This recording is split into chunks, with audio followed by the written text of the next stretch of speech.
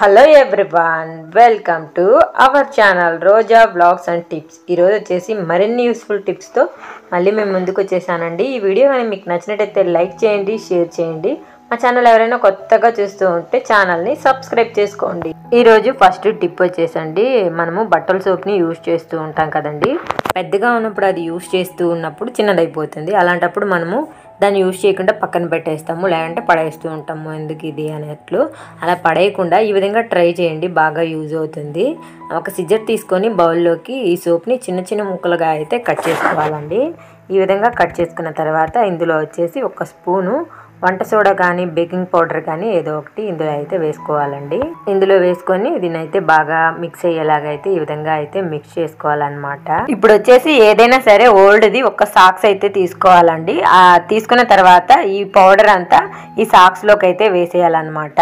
మొత్తం వేసేసుకున్న తర్వాత అండి, మన బాత్రూంలో ఫ్లష్ ఉంటుంది కదండి, ఆ ఫ్లష్లో అయితే ఇది పెట్టుకుంటే అండి మనకి ప్లస్ చేసినప్పుడంతా నురగంతా వస్తుందండి. లోపల నుంచి మనకి క్లీన్ అయ్యి వస్తుందన్నమాట. మనం పదే పదే క్లీన్ చేయాల్సిన అవసరము ఉండదు. అంతేకాకుండా ఇంకా వాష్రూమ్ని యూజ్ చేసిన వెంటనే కూడా మనము క్లీన్ చేసేసినట్టు అయిపోతుందండి. ట్రై చేయండి, బాగా యూజ్ అవుతుంది.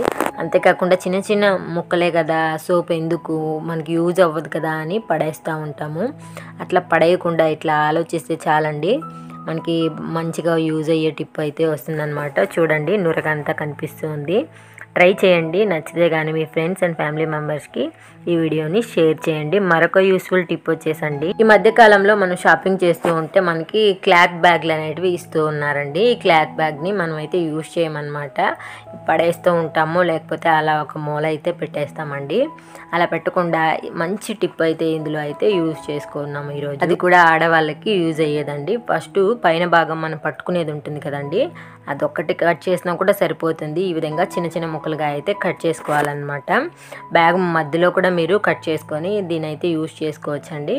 నేను దాన్ని ఇంకొక దానికి యూజ్ చేయొచ్చు కదా అన్నట్లు పై భాగాన్ని మాత్రమే యూజ్ చేస్తున్నాను అనమాట. చిన్న మూతన్న బాక్స్ అయినా తీసుకోవచ్చండి, లేకపోతే ఇలాంటి చిన్న గిన్నె అయినా తీసుకొని అందులో వచ్చేసి కట్ చేసిన బ్యాగ్ ముక్కలు అయితే పెట్టాలండి. పెట్టిన తర్వాత మన దగ్గర ఇంకా కోకోనట్ ఆయిల్ ఉంటుంది కదండి, ఆ కోకోనట్ ఆయిల్ని కొద్దిగా అయితే ఈ క్లాత్ బ్యాగులు కట్ చేసుకున్నాం కదండి, వాటిపైన అయితే వేసేయాలన్నమాట. ఈ విధంగా వేసేసిన తర్వాత మనము మేకప్ వేసుకునేటప్పుడు లిప్స్టిక్, కాటుక, ఐలైనరు ఇలాంటివన్నీ మనకి అక్కడ ఇక్కడ అంటుకుంటూ ఉంటాయండి. వాటిని రిమూవ్ చేయడానికి కష్టపడుతూ ఉంటామన్నమాట. అలా కష్టపడకుండా ఈ విధంగా మనము ఆ ఒక్క క్లాత్ అనేది తీసుకొని రిమూవ్ చేయించండి. మనకి ఇది క్లీన్ చేయడానికి బయట వేరే క్లాత్ లాంటివి దొరుకుతూ ఉంటాయండి. అలా ₹1 ఖర్చు లేకుండా మనం ఇంట్లో ఉన్న వాటితోనే ఈ విధంగా క్లీన్ చేసుకోవచ్చు అనమాట. చూడండి, మీకు ఆ ఒక్కసారి కళ్ళ తుడవగానే మొత్తం పోయింది. కళ్ళకు పెట్టుకున్న కాటుకు తుడుచుకోవాలన్నా, లిప్స్టిక్ ఎక్కడైనా అంటుకున్న తుడవాలన్నా కూడా ఈ విధంగా ట్రై చేయండి, యూజ్ అవుతుంది. మరొక యూస్ఫుల్ టిప్ వచ్చేసండి, కొబ్బరికాయ బాగా ముదిరిపోయింది అనుకున్నప్పుడు ఎంత కొట్టినా కూడాను అది పగలదండి. అలాంటప్పుడు ఈ విధంగా ట్రై చేయండి, యూజ్ అవుతుంది. ఒక అల్యూమినియం ఆయిల్ పేపర్ తీసుకొని అందులో అయితే ఈ విధంగా ఫుల్గా కవర్ చేసి చుట్టేయాలండి. కొబ్బరికాయకి పైభాగం అంతా మనము ఈ విధంగా పేపర్తో అయితే చుట్టేయాలన్నమాట. కొంచెము ఆ జుట్టులా ఉంటుంది కదండి కింద పిలక, దాన్ని వదిలేసినా పర్వాలేదు. పై భాగాన్ని మాత్రము ఈ విధంగా అల్యూమినియం పేపర్తో చుట్టేసి ఫ్రిడ్జ్లో ఒక 1 అవర్ కానీ ½ అవర్ కానీ అలాగే పెట్టేయాలండి. అంత తొందరగా అయితే కూల్ ఎక్కదనమాట. కొబ్బరికాయ మనం పేపర్ చుట్టాం కాబట్టి తొందరగానే కూల్ అవుతుంది. దాని తర్వాత బయటికి తీయాలండి. బయటికి తీసి ఇప్పుడు అల్యూమినియం పేపర్ అయితే తీసేయాలన్నమాట. ఇలా తీసేసిన తర్వాత ఇప్పుడు ఒకసారి అయితే వాటర్తో వాష్ చేయాలండి కొబ్బరికాయని. నేనైతే కొబ్బరికాయని వాష్ చేసి అయితే తీసుకున్నానండి.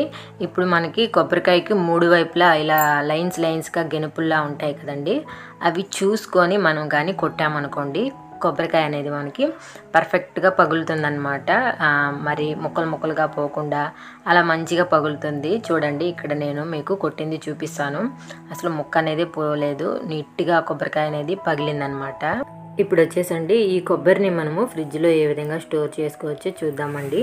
మనము ముందే కొబ్బరికాయని లోపల పెట్టాం కదండి ఫ్రిడ్జ్లో, అలా పెట్టడం వల్ల కొబ్బరి అనేది చిప్పలో నుంచి ఈజీగా వచ్చేస్తుంది. ఎక్కువ శ్రమ పడకుండా చాకుతో అలా అంటే చాలు, ఈ విధంగా అయితే పెద్ద పెద్ద ముక్కలే ఈజీగా వచ్చేస్తుంది కొబ్బరికాయ. ఇంకా అంతా తీసేసుకున్న తర్వాత అదే చిప్పలో కానీ ఎక్కడైనా సరే మనము కొబ్బరిని స్టోర్ చేయాలి అనుకుంటున్నప్పుడు మళ్ళీ అదే సాయిల్ పేపర్తో కవర్ చేసి ఫ్రిడ్జ్లో పెడతాయండి.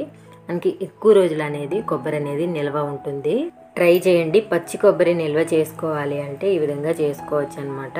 ఈ టిప్ అయితే చాలా బాగా యూజ్ అవుతుంది. ట్రై చేయండి. మరొక యూస్ఫుల్ టిప్ వచ్చేసండి, ఈ మధ్యకాలంలో మనకి తెల్లగడ్డలు ఇలాంటి బ్యాగులో అయితే ఇస్తూ ఉన్నారండి. రిలయన్స్ మార్ట్లో అలా ఇస్తున్నారనమాట. తెల్లగడ్డలు ఇంకా అల్లము అవన్నీ ఇట్లాంటి చిన్న చిన్న బ్యాగుల్లో ఇస్తూ ఉన్నారు.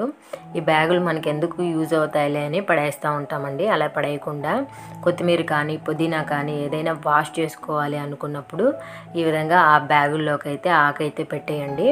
ముందుగా అయితే ఒక గిన్నెలోకి వాటర్ తీసుకొని ఈ విధంగా అయితే ముంచి కానీ ఎత్తామనుకోండి, అందులో ఉన్న మట్టి కానీ ఎలాంటి దుమ్ము ధూళి అంతా వాటర్లోకి వెళ్ళిపోతుందండి. మనము ఒక 5 నిమిషాలు వదిలేసినా సరే అంతా ఇంకా వాటర్లోకి వచ్చేస్తుంది. అదే కానీ మనం నార్మల్గా అదే గిన్నెలో కడుక్కోవాలి అంటే ఆకులు ఎటొకటి వెళ్ళిపోతాయండి. మళ్ళీ అది తీసుకోవడం కూడా కష్టమవుతుంది.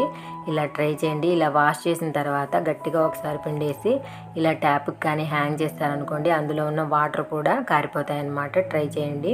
మరొక టిప్ వచ్చేసండి, చాలా రోజులుగా ఇల్లు మాప్ పెట్టలేదు అనుకుంటున్నప్పుడు ఇంట్లో అయితే ఎక్కువ జెమ్స్ ఇంకా మురికి ఇలా ఉంటుందండి.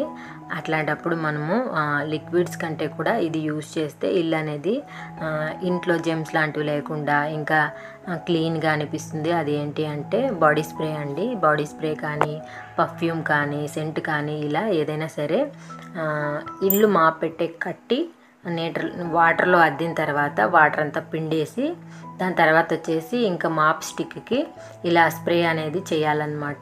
సెంటు పర్ఫ్యూమ్ ఏదైనా అండి ఏది ఉంటే అది చేసి ఇల్లు తుడిస్తే ఇంట్లో ఉన్న జెమ్స్ అంతా క్లియర్ అయిపోతాయి. అలాగే ఇల్లంతా కూడా క్లీన్గా ఉంటుంది. మంచి సువాసన కూడా వస్తుందండి. ట్రై చేయండి. మరొక టిప్ వచ్చేసండి, చాలామంది తులసి చెట్టు మాకు తొందరగా చనిపోతూ ఉంది, ఎలా పెంచాలి ఏంటి అని చాలా ఇదవుతూ ఉంటారండి. తులసి మొక్కకి ఒక్కసారి ఈ పూలు అనేది పూచాయనుకోండి అంటే అండి సీడ్ కంకులు అనేటివి వస్తాయి కదా, అవి వచ్చిన వెంటనే తీసేయాలండి. ఎందుకంటే తులసి జాతికి ఒక ప్రాబ్లం ఉంటుంది. ఒక్కసారి సంతానోత్పత్తి అనేది అయిపోయింది అనుకోండి, మళ్ళీ తులసి చెట్టు అనేది మంచిగా పెరగడం అనేది జరగదండి. అందుకని చెప్పేసి ఈ సీడ్ కంకులు వచ్చిన వెంటనే మనం పించింగ్ చేసి తీసేస్తూ ఉండాలండి, లేకపోతే చెట్టు చనిపోతుంది అనమాట.